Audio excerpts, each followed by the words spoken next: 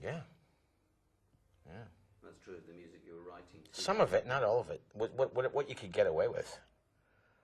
Because that was a constant fight, too. You had to fight. I mean, for instance, I had to fight to get my own songs on a record. You didn't just automatically write songs and then bring them in and everybody, oh, yeah, great, you know. I had to fight the producer because the producer was writing songs and he was giving me his songs. Producers wanted you to do their songs. So you had to fight to get one of your own songs or two of your own songs on the record or whatever. So it was a constant, you know, pushy-pulley thing. Are there any specific instances you can remember about trying to get your songs onto a record that was a particular struggle? Oh, all the time. You name it. Well, for them records, all the time. There wasn't a day went by when it wasn't a struggle. And to get a song on a record, I mean, you know, I'd be threatened and everything, you know. Yeah, yeah. Because they wanted the royalties or what? Yeah, absolutely. As simple as that. Yeah, money. It's all about money. The music business is all about money. Let's not kid ourselves. You know? So how do you, as an artist, fight that? Well, I fought it by becoming an independent producer, right? Because I always said on the contracts, I always said artist, and the artist never got anything. And then it would say somewhere there, the producer, right?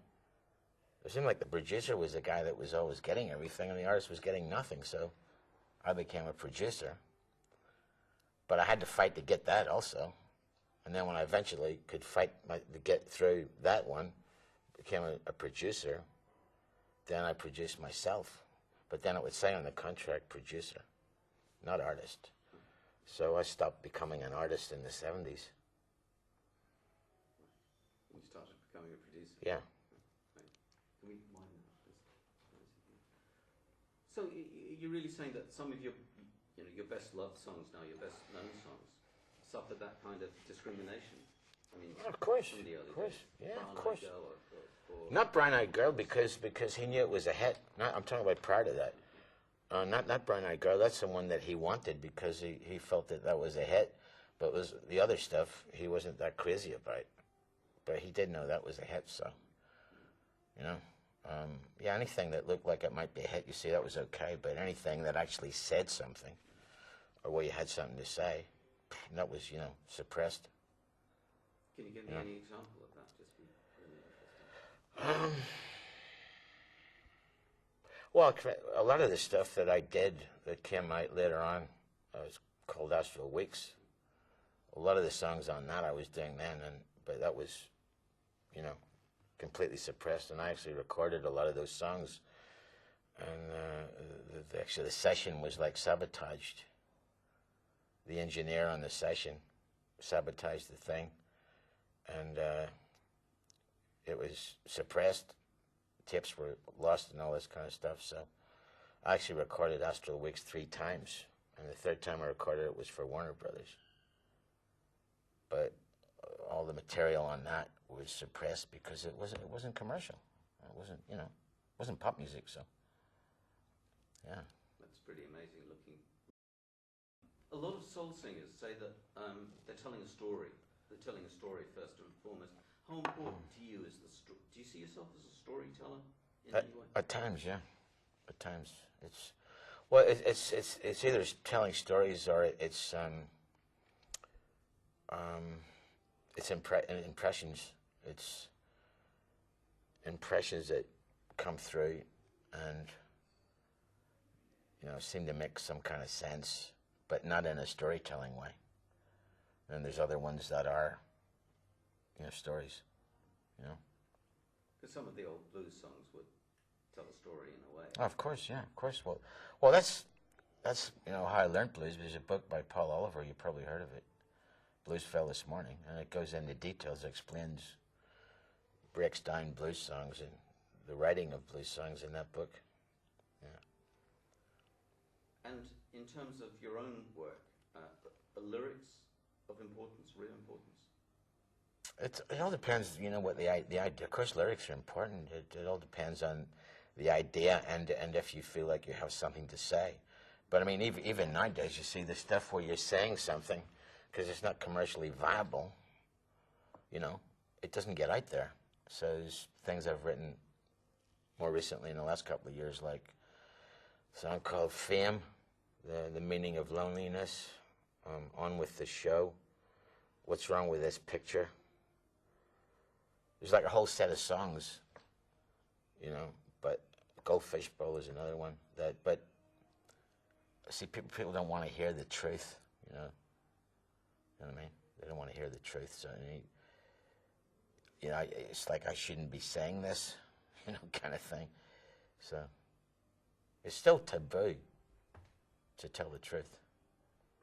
You know? It's kind of extraordinary in this day and age, isn't it? It is. Yeah. But who doesn't want to hear the truth? Is it that people don't want you to? Well, tell the truth? they don't promote it, Yeah. and the audiences don't want to hear it anyway. You know, they want to hear the pop stuff, like, you know, what they call the hits.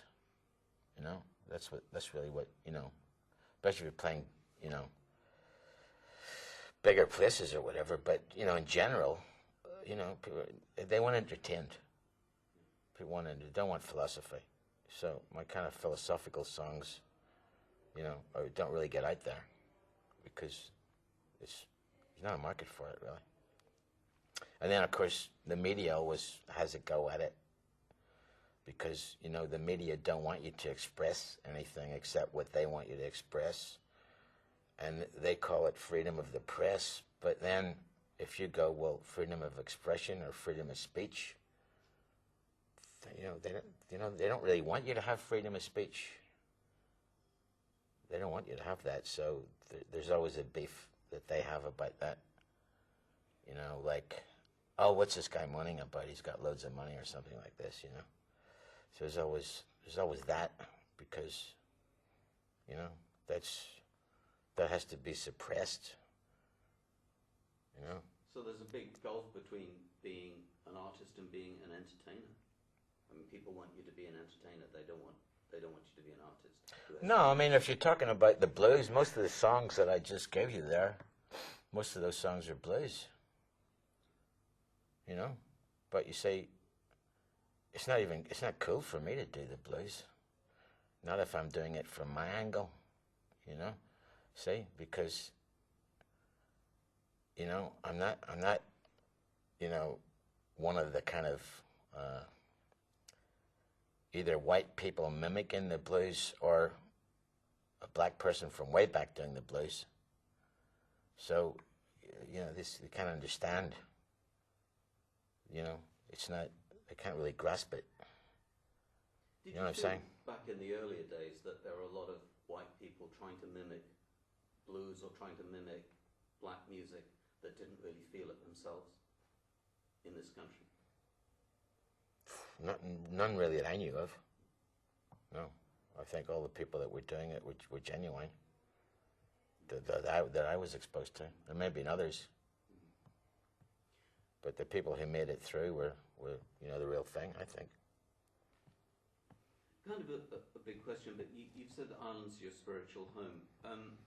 What kind of inspiration has Ireland been to you in terms of your own music and your musical tastes? Because I don't want this program at all to be London-centric, and people have different things that their own region has given them and inspired them with in the music. And so I'd like to ask you that about Ireland, really. That inspired the music? Yeah, what inspiration has it been to you in your music?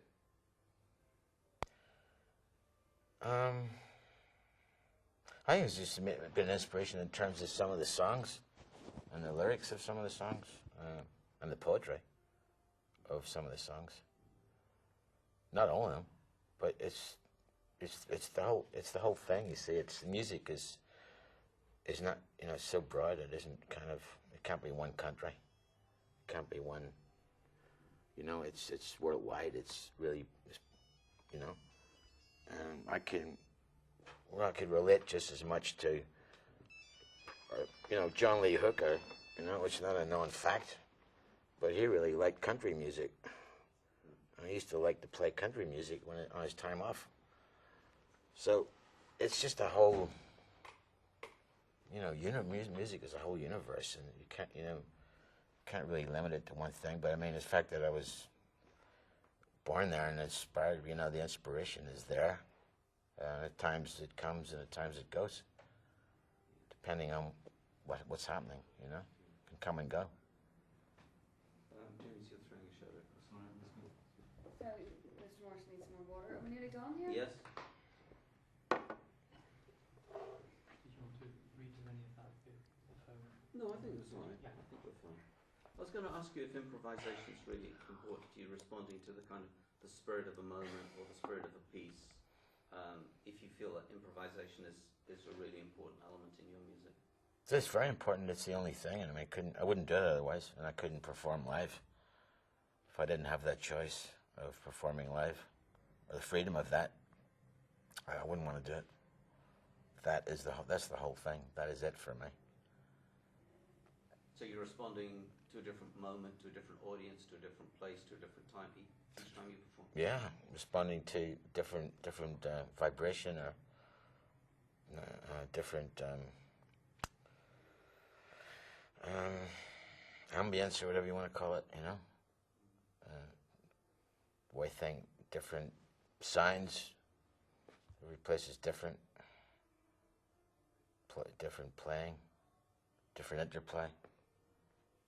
Everything. But the main thing is being able to improvise vocally. Because if I couldn't improvise vocally, I mean, that would, you know, that's it. I mean, I just don't want to sing a song. You know, I mean, anybody can do that, and it's really not worth doing if you're just going through the motions of singing a song. Something else has got to happen. And you have to make something else happen. Well, for me, anyway. I think that's a really important point, that as a performer, you give something new each time, and you're sensitive to where you are and the audience you're performing. Yeah. Because that brings the music alive, doesn't it? That's it. Otherwise, I guess it would be a terrible repetitive Yeah, experience. yeah, of course. Yeah.